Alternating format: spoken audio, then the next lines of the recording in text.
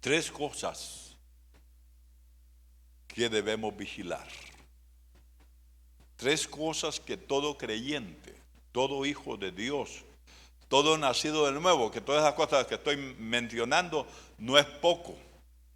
No es poco ser hijo de Dios, no es poco haber nacido de nuevo, no es poca cosa ser creyente, hermano, aunque como se oye tanto y es tan común la palabra, ¿verdad?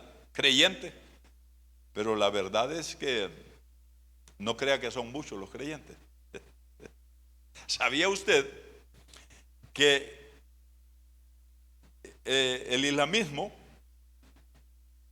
hay más musulmanes o islámicos que cristianos? Hasta les voy a decir algo más. Hay más católicos apostólicos romanos que cristianos, de verdad. Y puse así, católicos apostólicos romanos. Porque de cierta manera la iglesia de Cristo es católica. Porque es universal, eso quiere decir la palabra católico, universal, y la iglesia es universal. Apostólica, la iglesia es apostólica. Pero eso sí, romana no. Allí está un poco la diferencia. La verdad es que nosotros debemos de, esto lo digo como para consumo nuestro, de casa, ¿verdad? Por supuesto, por eso no soy evangelista, porque los evangelistas no deben mencionar esas cosas. Los pastores a veces necesitamos mencionarlas para discernir, para que el creyente tenga un poco de discernimiento, porque hay un gran peligro que se cierne sobre la iglesia en este tiempo, que es el peligro del ecumenismo. ¿Qué es ecumenismo? Todos, el ecumenismo quiere decir, como quien dice, todos bajo un mismo techo, todos bajo una misma sombrilla, todos somos iguales. Es como cuando se dice, todos los caminos van a dar a Dios. Eso sabemos que no es así. Jesucristo dijo, yo soy el camino, la verdad y la vida, nadie viene al Padre si no es por mí, de modo que el único camino que va a dar al Padre se llama Jesucristo, y hay que caminar en ese. Precisamente hoy vamos a ver algo acerca del camino, porque dice allí, Hebreos capítulo 12, verso 15 en adelante. Préstele atención a la expresión, aquí en la Reina Valera dice, mirad bien, mirad bien. Otras traducciones dice, estad alertas. En vez de decir, mirad bien, dice, estar alertas. Estar alertas. Mirad bien, no sea que alguno deje de alcanzar la gracia de Dios, que brotando alguna raíz de amargura os estorbe y por ella muchos sean contaminados. No sea que haya algún fornicario o profano como Esaú, que por una sola comida vendió su primogenitura. Porque ya sabéis que aún después, deseando heredar la bendición, fue desechado y no hubo oportunidad para el arrepentimiento, aunque la procuró con lágrimas. Note que dice, aunque, dice, la procuró. Si se refiriera al arrepentimiento, dijera, lo procuró. Pero dice, la procuró. Es que se está refiriendo a la bendición que perdió por haber vendido su primogenitura. Bueno, comencemos desde el principio en el orden. Sería tres cosas que hay que ver bien.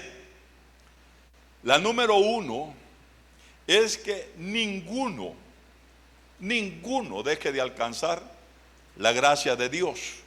Esa es la primera cosa que debemos vigilar. Que nadie se desvíe de la gracia. Prácticamente si cada creyente hiciera esta función, esa labor de guarda de su hermano, de vigilante de su hermano, creo que no habrían caídos, no habrían desertores de la gracia, no había gente que se aparte de la gracia.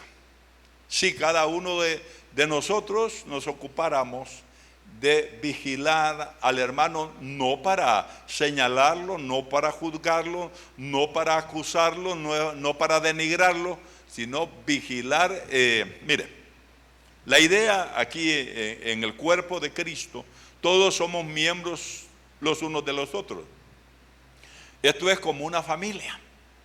Y fíjese que hay inclusive en la familia natural, en la familia aquí terrenal, en la familia consanguínea, hay cierta tendencia. Cuando las cosas funcionan normal en una familia, hay tendencia de que el hermano mayor proteja al hermano menor.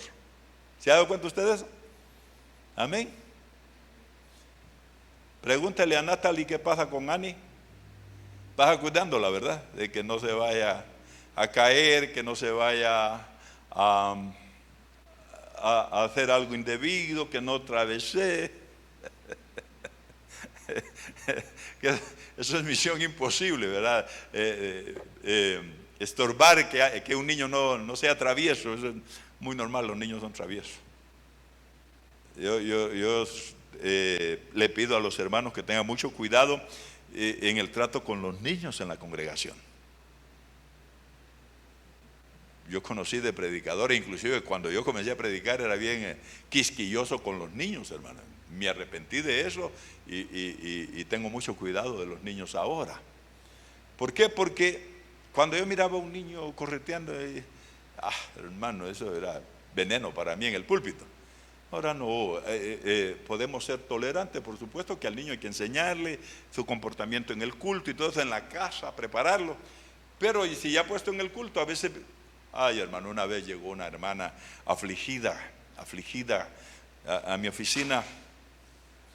En la iglesia, la verdad es que el niño era terrible. Lo normal de un niño sano e inquieto, hiperactivo. Era tremendo el niño. Y un día pues ya la congregación ya había aprendido a tolerar un poco a los niños, ¿verdad? En sus andanzas en la iglesia. Y entonces ella se le ocurrió ir a una congregación donde una hermana sin anestesia le dijo: su hijo está endemoniado. Y no, hermano, no era que estaba endemoniado el niño, era que era inquieto. Terrible. Hay unos niños más tranquilos que otros, ¿verdad? Pero hay unos que terribles, hermano, ¿verdad? Entonces, le contaré aquí, no hay tiempo para contarle las cosas que hacía en la congregación el niño. Pero ahora es un cristiano modelo en los Estados Unidos, ese niño. Allá por la central, en San Pedro Sula, hubo otro, hermano. La misma mamá decía a veces: yo creo que este es el anticristo, decía la mamá. Y entonces le decíamos: no, hermana, solamente es que es inquieto, es un niño sano. Mire, ahora el hombre es un pintor que hace exposiciones hasta en Europa. Es un tipo calidad. Los niños son niños. Amén. Entonces los hermanos mayores tienen que cuidar a los niños. Amén. No, ¿cuántos hermanos mayores hay que han tenido la experiencia esa de cuidar niños? De los varones yo soy el menor en mi casa, entonces no cuidan mucho. A mí me cuidaron. Pero era gran peleonero. Entonces era difícil que me quisieran cuidar. Pero aquí ya hablando en Cristo, ya hablando seriamente, porque en el Señor todas las cosas son serias, aunque nos riamos, son serias. Amén. Que Dios tiene sentido del humor, ¿sabía usted?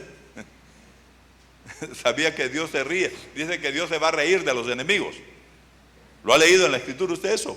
Que Dios se va a reír de los enemigos. ¿Sabía usted que Dios también silba? Chifla, pues, le gusta chiflar a Dios. Amén. Cuando mi nieta aprendió a chiflar, ¿quién la aguantaba, hermano? Chiflando por todos lados, ¿verdad? Porque había aprendido algo nuevo. Pero es en serio el asunto. Es serio. En Cristo las cosas son serias. Bueno, le decía eso, la idea de ese versículo. Ahí cuando dice, mirad bien. Me gustó mucho leer en esa traducción que dice, es la la Strobinger y también la Biblia que se llama de Serafín Ausejo. Es bueno estar comparando traducciones porque se aclaran las cosas. Entonces dice, la de Serafín Ausejo dice, está de alerta. Amén. Qué bonito cuando viera como pastor cómo me siento cuando me dice un hermano, hermano, ¿qué será que el día, fulano de tal día no viene? Fulana de tal se fue, fíjese. Y empezamos nosotros los pastores y los hermanos mayores es más, antes de comenzar la pandemia teníamos un grupo de hermanos mayores. Vamos a retomar ese asunto, hermano. A propósito de hermanos mayores en Cristo, ¿cuántos aquí ya se sienten hermanos mayores? Mire, hermanos menores, ¿sabe quiénes son los hermanos menores?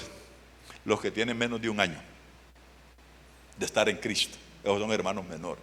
A esos hay que cuidarlos más que a los demás, por supuesto. Todos podemos cuidarnos entre nosotros. Todos necesitamos que nos protejamos entre nosotros. Yo mismo, hermano, yo mismo.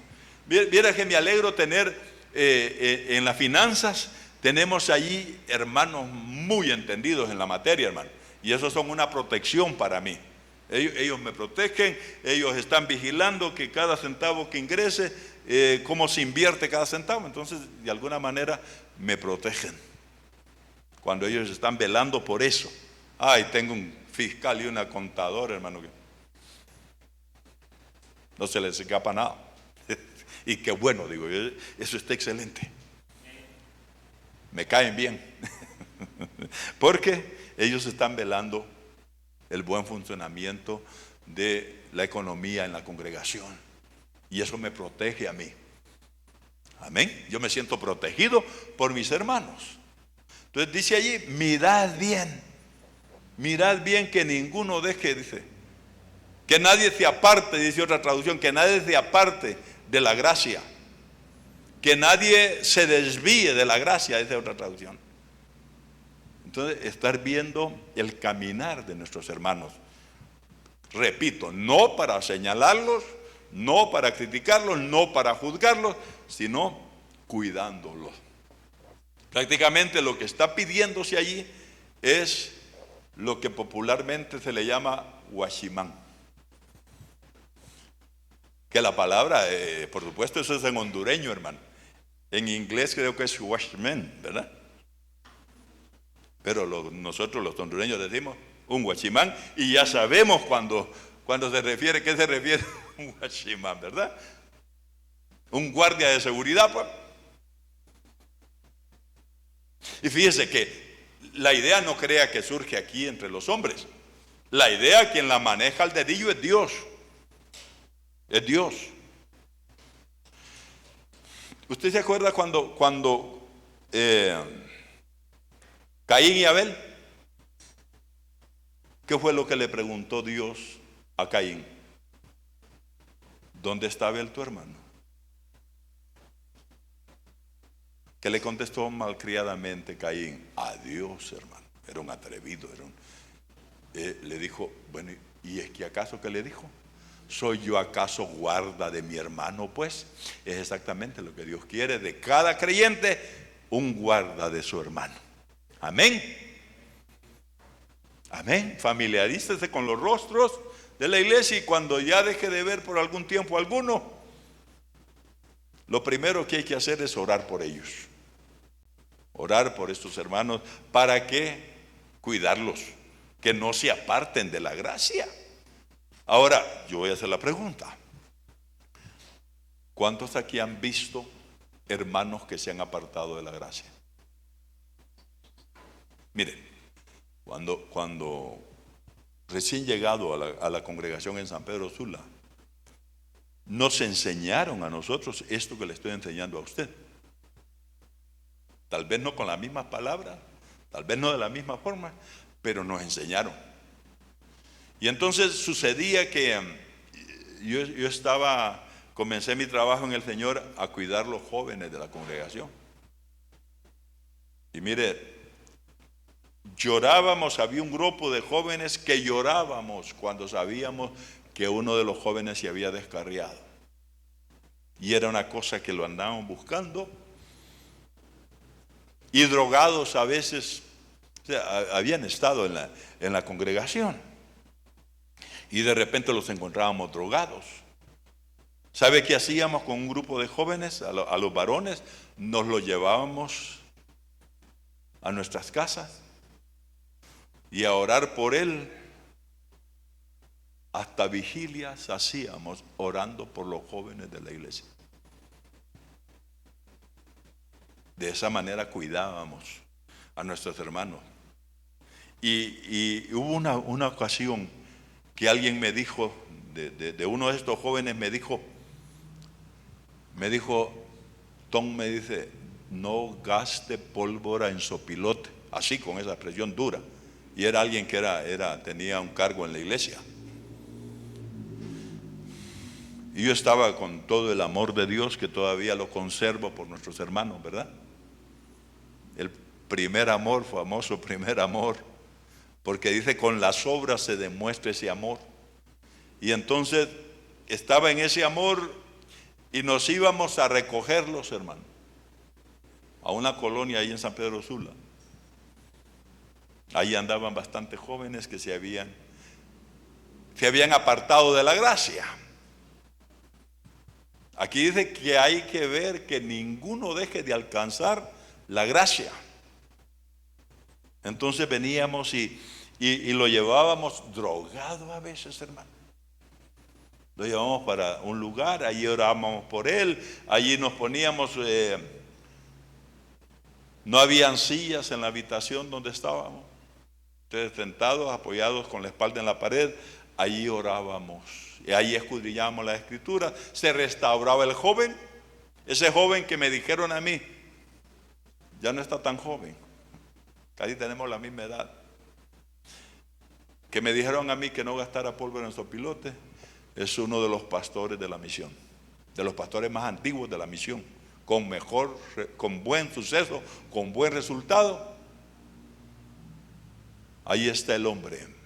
¿Qué tal si yo le hago caso al que me dijo, no gaste pólvora en sopilote? A veces lo encontrábamos, hermano, así, mira, como zombie, con la droga. ¿Saben qué a veces hacían los puros de marihuana? En papel periódico, en hojas de papel periódico, aquellos grandes puros para fumar estos puros. Y se habían ido de la iglesia. Pero, bendito sea Dios, persistiendo, logramos que perseveraran. No hay caso perdido para Dios. En otro lugar recuerdo que un día me dijeron, hermano Tom, fulano de tal, anda ebrio, anda borracho, un hermano de la iglesia. Y salí esa noche a buscarlo. Lo encontré ahogándose en una cuneta. Y yo andaba con mi corbatita de predicador, ¿verdad? Y así lo saqué de la cuneta y me lo puse lo cargué hasta su casa, porque no podía mantenerse en pie de borracho que andaba. El hombre ahora dirige cultos. Eso es, perdone que le cuente casos que me sucedieron en mi persona, cosas que hice, pero es necesario que alguien vigile que nadie se salga, que nadie deje de alcanzar, hermano, el anhelo. Mire, Dios no quiere que nadie se pierda. Dijo un predicador, y yo estoy totalmente de acuerdo con él, decía, nadie debería predicar del infierno sin lágrimas en los ojos. Porque a veces parece que en algunas prédicas nosotros mismos, los que predicamos el evangelio, pareciera que nos emociona que alguien se pierda, que nos alegráramos de que vaya al infierno. No, debemos anhelar que todos se salven, hermano, aunque no todos se van a salvar.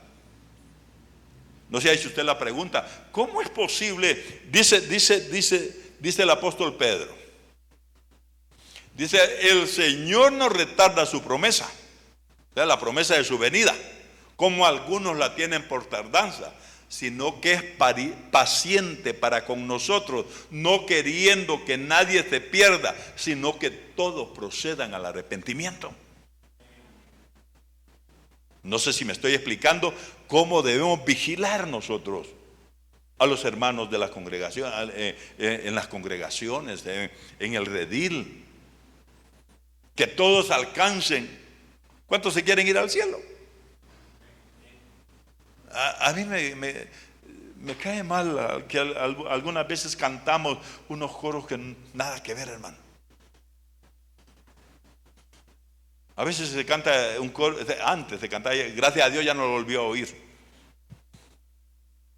Camino voy a Canaán, camino, y está bien, camino vamos a Canaán. Pero decía, si mi padre no va, ¿qué me impide a mí? Si mi hermano, así cantaba. ¿Alguno de ustedes escuchó ese coro? Denle gracias a Dios que no lo oyeron. Yo tuve la desdicha de oírlo, hermano, y de cantarlo también, porque a veces cantamos sin el entendimiento. Toda la noche sin parar cantando alabanzas al Señor. Y hermano, ¿quién está toda la noche cantando alabanzas? ¿Cómo estamos a veces 2, 3 de la mañana? Unos ronquidos que nadie nos aguanta, hermano. ¿O no? Pero cantamos. Ni en las vigilias cantamos toda la noche. Ese coro no tiene razón de ser. Preste atención a lo que cantamos. Bueno, pero hermano, mire los que estamos aquí. ¿Le gustaría no ver a alguno de nosotros allá? Le voy a cambiar la pregunta. ¿Le gustaría ver a algún miembro de la congregación en el infierno? O peor aún, en el lago de fuego. ¿Verdad que no? Hermano, pero al más vil de los hombres no deberíamos desear, no digamos a nuestros hermanos. Ahora sí, me explico, cuando dice la Escritura, mirad bien que ninguno deje de alcanzar. O sea, que todos los que estamos, alcancemos la gracia. Amén. Bueno, pasemos al punto número 2. Dice allí,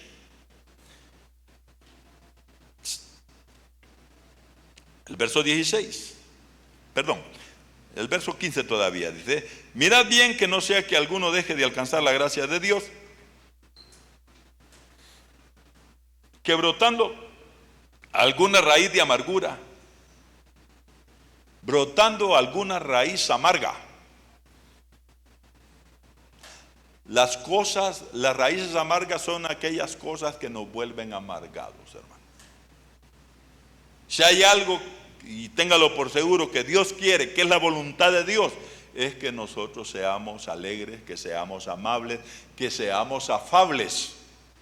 Amables y afables. Una persona afable es aquella que por sus dichos y por sus hechos le agrada a las personas. Todo lo que hace y lo que dice le agrada a los demás. Esa es una persona afable. Y los amables, pues si usted sabe lo que es ser amable, ¿verdad? Ser atento. Pero la amargura nos vuelve eso, amargados. Hay muchos ejemplos de raíces de amargura en la Escritura.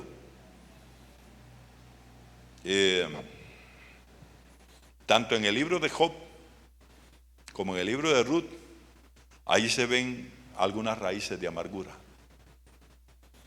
Elimas, el mago, Pedro le dijo, veo que en grande tribulación estás, en grande amargura. ¿Y qué era lo que amargaba a Elimas? Era ambicioso, era amor al dinero.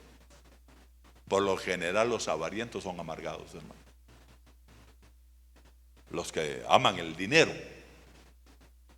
Son idólatras y amargados. Dios nos libre de enamorarnos del dinero, hermano. Debemos saber administrarlo, pero no dejemos que eso nos amargue la vida. El mago aquel que enfrentó a Pedro estaba así en grande raíz de amargura, porque creía que el poder de Dios se podía comprar con dinero. Le decía de Noemí, ¿qué volvió amargada a Noemí? Quedó viuda. La viudez no debe ser causa de amargura, pero sí puede ser causa de amargura. La muerte de un ser amado nos puede amargar la vida, y eso debemos evitarlo, porque en esta tierra, hermano, entendamos de una vez por todas que estamos en un valle de sombra de muerte. No sé por qué nos extrañamos. A veces porque no meditamos en la palabra del Señor. No se da cuenta usted, no nos hemos dado cuenta nosotros, que el mismo Hijo de Dios, ¿dónde murió? Aquí en la tierra. Este es un valle de sombra de muerte. Aunque ande en valle de sombra de muerte, dice la oveja del Salmo 23, no temeré mal alguno. Amén. Aquí no hay que temer. No digo que hay que ser temerarios, hay que ser prudentes, pero sin temor. Hay gente, hermano, que no va a ciertos barrios. ¿Sabía usted que este barrio no es bien visto aquí por ciertos grupos sociales elitistas? Este lugar. Y ya me he dado cuenta que hay gente que sabe que estamos aquí, que estamos predicando el evangelio, pero no viene aquí por el lugar donde estamos. No digamos cuando estábamos allá por la Mayangle. Pero cuando estábamos en el Boulevard Morazán, allí iban.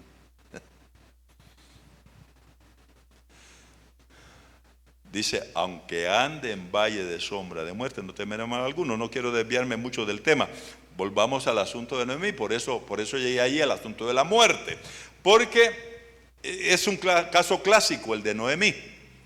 Cuando va de regreso a Belén, le dicen los vecinos, los familiares que tenía allí en Belén, se le quedaban viendo asustados. ¿No es esa Noemí? Así decían. ¿Ha leído el libro de Ruth, verdad? Si no lo ha leído, léalo hoy en la noche. Pero dice, ¿cómo cree usted que le hacía Noemí? No le puede hacer porque era mujer. Pero no me llamen Noemí, llámenme Mara, llámenme amargada. Noemí quiere decir una mujer que disfrutaba la vida, que era, me imagino que Noemí, antes de irse de Belén, era de esas hermanas que todo el tiempo están sonriéndose, que están alegres, que están... ¿Conoce gente así usted? Todos los creyentes deberíamos de ser así. Alegres, vivaces, dinámicos. Amén. Solo la gente que no le haya sentido a la vida. Cuidado, porque a veces llegan esos momentos a nuestra vida que no le hayamos sentido a la vida. ¿Cuántos sí le hayan sentido a la vida? Hermano, todos los creyentes debemos hallarle sentido a la vida. Tenemos razones más que de sobra para hallarle sentido a la vida. ¿Sabe usted que la mayor parte de los suicidas llegan a esa conclusión que su vida no tiene sentido? Entonces, ¿para qué vivir? Entonces,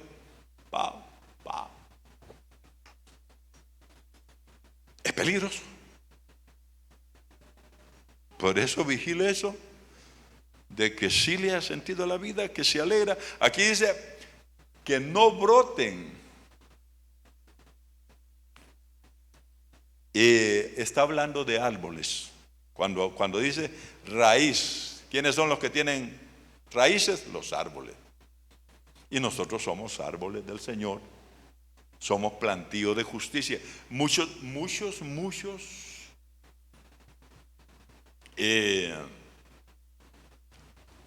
pasajes de la Escritura nos tipifican a nosotros. Estamos tipificados en la Escritura por planta, ¿verdad? La iglesia está representada por la vid. Israel está representado por la higuera, ¿verdad? Y también dice que seamos árboles de justicia, plantío de Jehová para su gloria. Así que aquí hay un bosque de Dios, amén. Estamos aquí un bosque de árboles. Y también nos dice que hay que dar fruto. Y los que dan fruto, ¿quiénes son los árboles? ¿Qué tenemos? Pero los árboles, hermano, ¿qué los sustenta? Las raíces. Dice que no vaya a brotar. ¿Cuándo es que la raíz brota? Cuando germina y usted mira la plantita. Y ahí dicen, es el segunda cosa que debemos vigilar. Dice que brotando alguna raíz de amargura o se estorbe. ¿Qué hacen las raíces amargas? Estorbar. Dice, o se estorbe, y por ella muchos sean contaminados. Aquí sí nos vamos a otra figura antiguo testamentaria. Allá cuando viene Israel, antes de llegar a Elim, llegaron a un lugar y el pueblo tenía mucha sed. Y entonces se fueron y vieron agua, fueron a tomar del agua, ¿y qué pasó? Estaba amarga. Amarga. El agua representa la palabra. Siempre representa palabra, el agua. El agua. Cristo habló con aquella mujer porque ella le pidió agua viva y Cristo tenía agua viva. Y le dijo a la samaritana que estaba bien amargada, hermano. 6 intentos de matrimonio, 6 fracasos matrimoniales. ¿Cómo se podría sentir? ¿Será una raíz de amargura el hecho de un noviazgo frustrado? Una raíz de amargura, no alcancé la profesión que yo quería alcanzar, no me gradué, me quedé a medio palo, dicen, ¿verdad? ¿Será raíz de amargura eso? Y eso puede brotar. ¿Cuándo brota? Cuando usted lo comenta con otros, cuando usted habla. Vaya que esa mujer llegó amargada, la del capítulo 4 de Juan, llegó amargada donde Jesús, y Jesús le dio agua viva. Y hermano, cuánta gente salvó esa mujer. Lea todo el capítulo 4 de Juan. Dice que muchos samaritanos creyeron en Jesús por las palabras de la mujer. Ya no echaba agua amarga, echaba agua dulce, como la fuente de Mara. Ahora, ¿cómo deshacer las raíces de amargura? Si hay cosa eficaz para mucho, para la solución de casi todos los problemas del creyente, es la oración. ¿Qué hizo Moisés cuando aquellas aguas amargas de Mara? Orar, pedirle a Dios, y Dios le mostró una planta y echó una rama en las aguas y las aguas se volvieron dulces. Esa figura de nosotros. Mire, hermano, todos los que estamos en Cristo, la mayor parte llegamos amargados, o puede ser circunstancias de la vida, en la vida cristiana, pueden amargarnos. O sea que después de ser personas agradables, nos podemos volver gente amargada. Eso hay que vigilar que no suceda, que no broten las raíces de amargura. Cristo evitó que toda la amargura que andaba aquella mujer siguiera contaminando gente. ¿Y cómo se dio? Ahí sí, hermano, válgame la expresión esta, cómo se dio vuelta la tortilla con la mujer samaritana. Después de ser una mujer amargada, Ahora la tiene usted una mujer amable, una mujer predicando a Cristo, una mujer que en vez de brotar amargura por su boca, brotaba palabra de vida. Cristo le dijo: el que beba del agua que yo le daré, será en él una fuente que salpica para vida eterna. Inmediatamente fue a salpicar para vida eterna a muchos samaritanos. Qué bonito, ¿verdad? El pueblo de Israel, allá en el Éxodo, después que las aguas, mire, eran amargas las aguas, por eso se llamaban las aguas de Mara. ¿Cómo dijo Noemí que le dijeran? Mara, amargada, amargada, amargada, amargada.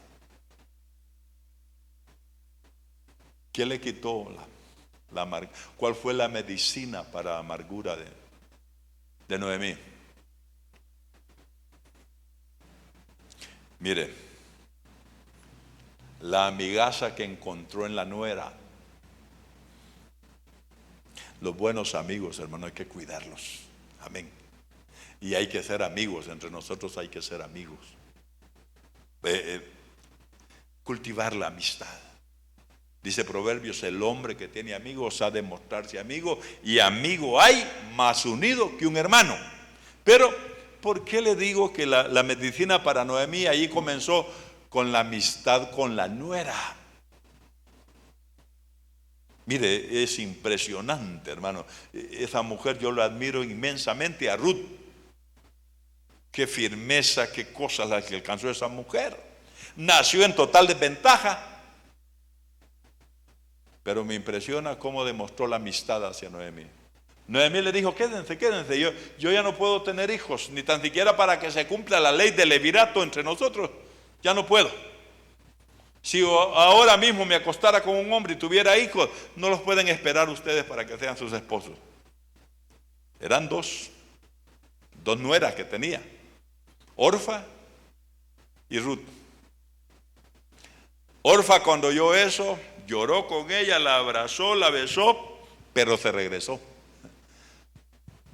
Y Ruth le dijo: no me pidas que te deje, porque donde vayas ahí voy yo. Tu pueblo será mi pueblo, tu Dios será mi Dios, y donde te mueras, ahí me muero. Qué amistad más linda, ¿verdad? Fomentemos este tipo de amistades entre nosotros, hermanos. Amistades santas, amistades de provecho. Allí comenzó. Después, la obediencia de su nuera. Todo lo que le dijo Noemí que hiciera, eso hizo Ruth. Y después la bendición de Dios. Mire, si hay algo que termina con toda amargura, hermano, para no dejar brotar raíces, es la bendición de Dios, la visitación de Dios, la presencia de Dios nos quita toda amargura, hermano. La falta de comunión con Dios nos vuelve amargados. ¿Cómo después de ser Noemí, cómo se volvió Mara? Se movió del lugar de bendición y se fue para un lugar de maldición. ¿Dónde se volvió amargada Noemí? Por favor, esto enriquézcalo usted. Por favor, lean hoy si es corto el libro de Ruth, y lean esa historia, es impresionante. La historia de Ruth y Noemí. El mejor ejemplo, cómo se puede volver amargada una persona y cómo puede quitarse la amargura. La amargura de Noemí era una amargura profunda, hermano, muy profunda. Imagino que le comenzó, bueno, una de las cosas que si nos dejamos nos vuelve amargados es la escasez. La escasez, la pobreza, el no hay, el no tengo. Eso vuelve amargado a cualquier hermano.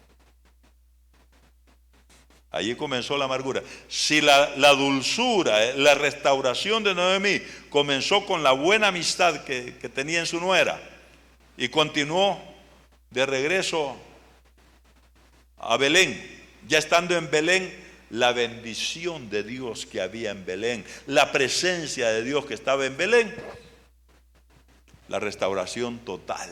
Lea usted al final, lea todo el libro, hermano, chinió, como decimos nosotros popularmente, chinió, arrulló, como usted quiera decirle, al abuelo de David, del rey David, y está en la genealogía de Jesucristo.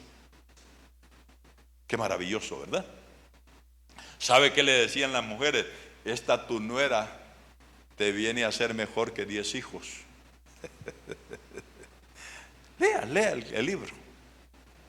Es maravilloso. Ahí está cómo caer en la amargura, que nadie quiere ser amargado, y cómo salir de la amargura. Eso es cortar las raíces que no broten. ¿Qué después? ¿Qué salía de él? Lea usted lo que salía de la boca de Noemí. Amén. Vamos a grandes rasgos. Número 3. Este necesita su tiempo. Ya tengo muy poco. Pero por lo menos lo vamos a comenzar. Que hay que vigilar. ¿Quién quiere decirme a esta altura de las dos cosas que debemos de vigilar? Las dos cosas primeras que he mencionado. Que ninguno deje de alcanzar la gracia y que no broten raíces amargas. Amén. No ser amargados nosotros. Si nosotros permitimos la amargura en nuestra vida, vamos a amargar a otros indefectiblemente, vamos a amargar a otros, porque aquí dice que por esas raíces de amargura muchos son contaminados por ellas, y eso debemos evitarlo. Amén. Bueno. Que no hayan, tercero, que no hayan Esaúes.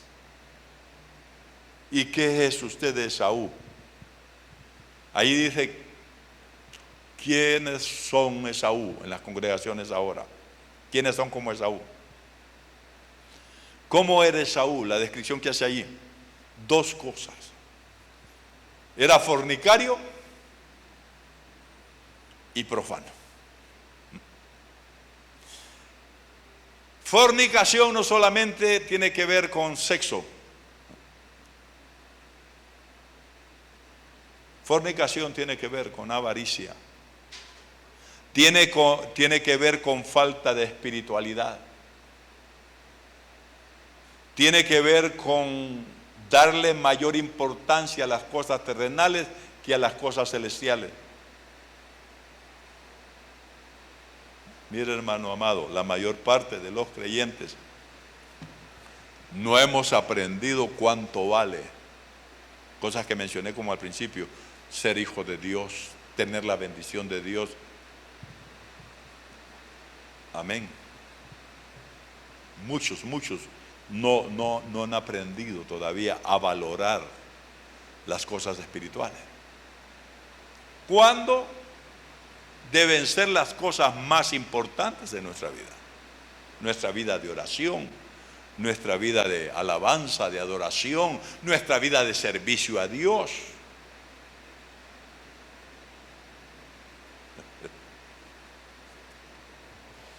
Esaú